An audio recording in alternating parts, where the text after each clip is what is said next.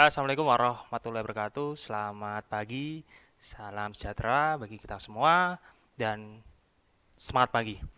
Oke, hari ini pembelajaran kita tetap sama, yaitu pembelajaran Siskomdik dengan materi pertemuan yang ketiga dengan materi algoritma. Kalau minggu yang lalu kita bahas tentang logika, dan kali ini kita akan belajar tentang algoritma. Bersama saya, Bapak Miftah Firdaus Bastamu. Kita lanjut aja. Kata algoritma atau asal-usul kata algoritma, Abu Ja'far Muhammad Ibnu Musa Al-Khwarizmi adalah seorang penulis buku Arab yang berjudul Kitab Al-Jabar wal Muhabalah, yaitu buku pemugaran dan pengurangan. Kata Al-Khwarizmi dibaca oleh orang barat menjadi algoritm.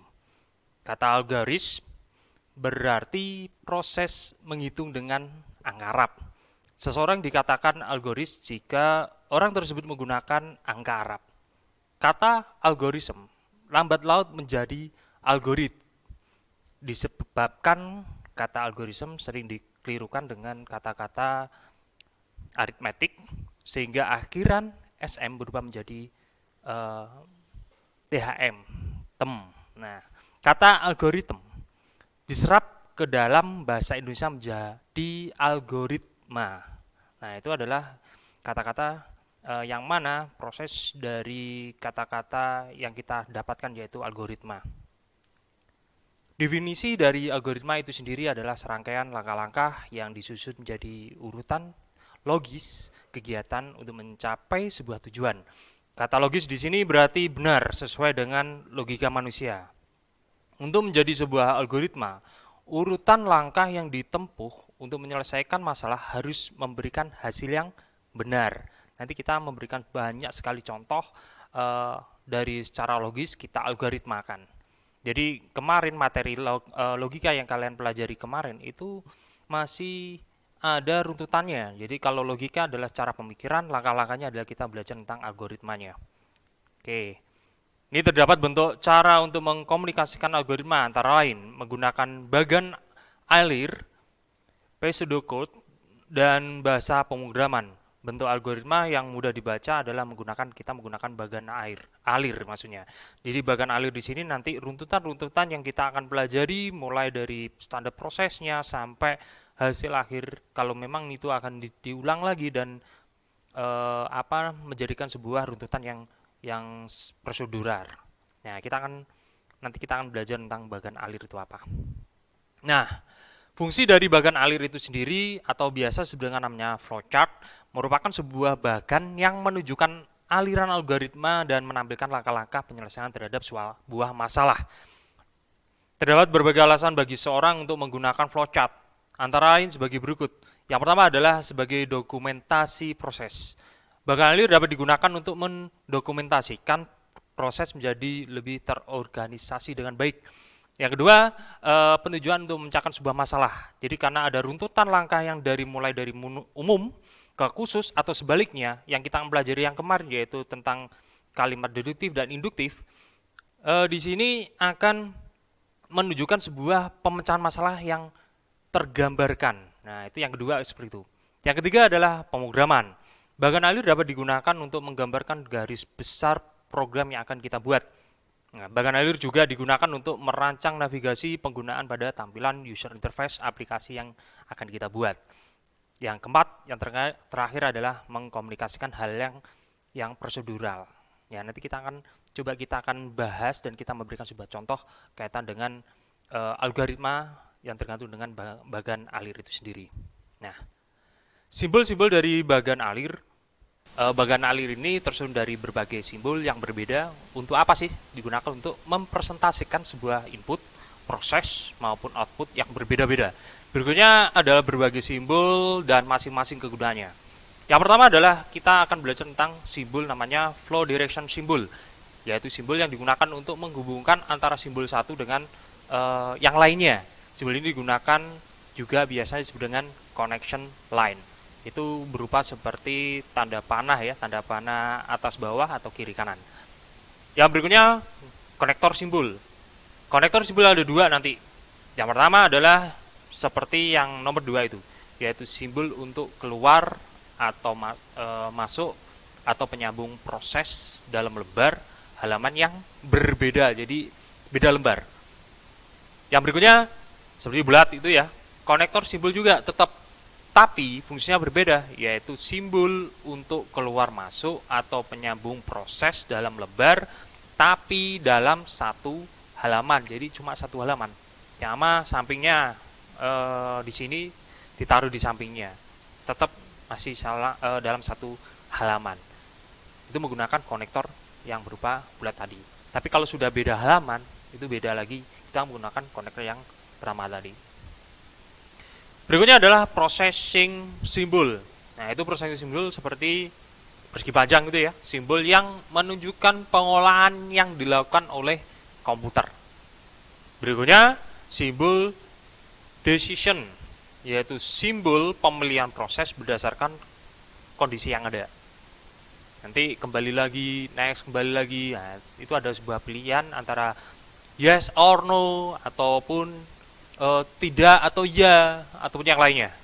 Nah, itu simbol yang pemilihan proses berdasarkan kondisi yang ada. Nah, ada berikutnya adalah simbol disk and online store. Di sini simbol yang menyatakan input yang berasal dari disk atau disimpan ke disk. Simbolnya betul itu. Ada berikutnya yang berupa simbol display. Jadi simbol yang menyatakan peralatan output yang digunakan, yaitu bisa menggunakan layar, plotter, atau printer dan sebagainya. Jadi sama di situ ada simbol pengeluaran atau display, bisa monitor, bisa juga proyektor. Nah, itu kita munculkan dengan simbol bentuk seperti itu. Simbol input dan output. Simbol yang menyatakan proses input dan output tanpa tergantung dengan jenis peralatan. Nah, itu kalau pengen geradak, menggunakan input output dengan menggunakan simbol yang seperti itu. Simbol berikutnya adalah simbol manual input, yaitu simbol untuk memasukkan data secara manual dengan menggunakan namanya online keyboard. Nah, jadi bentuknya tadi ya seperti ini ya. Nah, yang keempat itu simbol manual operation, yaitu simbol yang menunjukkan pengolahan yang tidak dilakukan oleh komputer. Kita lanjutkan lagi. Nah, ada juga namanya simbol predefined process, yaitu simbol untuk pelaksanaan suatu bagian atau subprogram atau prosedur. Menggunakan simbol itu.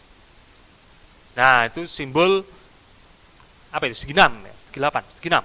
Nah, itu adalah simbol atau biasa sebenarnya namanya simbol preparation atau simbol untuk mempersiapkan penyimpanan yang akan digunakan sebagai tempat pengolahan di dalam storage.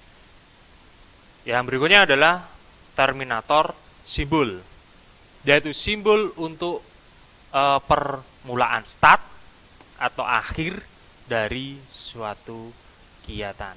Nah, kita contohkan ini. Contoh yang sederhana, kita belajar tentang algoritma, karena algoritma itu adalah kegiatan kita sehari-hari. Bisa kita menjalankan itu, pasti kita membutuhkan nama algoritma. Dengan kita berbicara logis, kita menjalankan secara algoritmanya.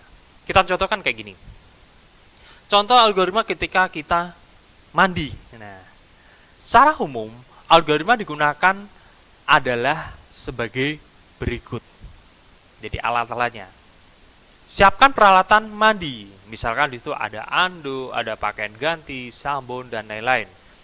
Setelah semua siap, masuklah ke kamar mandi. Ya kan?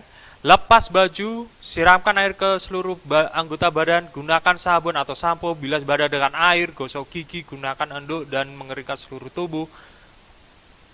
Pakailah baju ganti dan keluar kamar mandi. Di sini urutan. Di sini jelas intinya adalah bagaimana kalian mandi dengan runtutan-runtutan yang sudah ada. Itu adalah algoritmanya. Kalau kita gambarkan secara bagan adalah seperti ini. Iya. Flowchartnya adalah ini, atau bagan alirnya adalah sini, seperti ini. Ada start itu. Nah, itu ada simbolnya. Simbol start tadi. Yaitu ke bawah menyiapkan peralatan mandi. Nah, persiapan kan?